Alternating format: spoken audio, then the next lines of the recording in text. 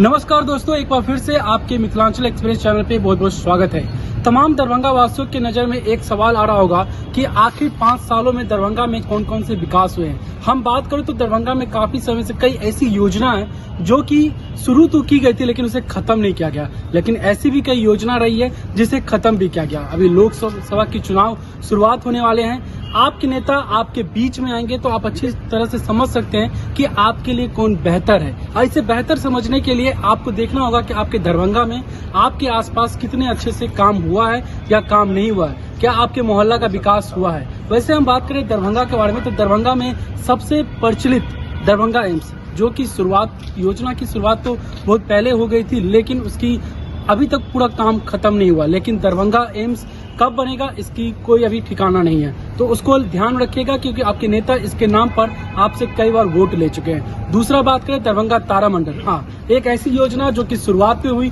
खत्म भी हुई और लोग उसका लाभ अभी भी उठा रहे हैं। तो दरभंगा तारामंडल जो कि बहुत अच्छा रहा कि लोग अभी भी वहां जाकर लुत्फ उठा रहे हैं। पटना के बाद दरभंगा बिहार का दूसरा सबसे बड़ा तारामंडल बनकर दरभंगा में तैयार हुआ। वहीं आप बात करें तीसरा दरभंगा IT पार्क, ये भी बनकर तैयार हो चुका है लेकिन शिलान्यास होना बाकी है, लेकिन इसको भी बहुत जल्द शिलान्यास कर दिया जाएगा। जो कि दूर रहते IT के छात्र हैं उनको अब दूर नहीं जाना पड़ेगा, उनको यहाँ भी रोजगार मिल सकता है। लेकिन इन सब के बीच सबसे बड़ी योजना दरभंगा एयरपोर्ट। जी हाँ दोस्तों, दरभंगा एयरपोर्ट की भी शुरुआत हुई है इसी बीच में।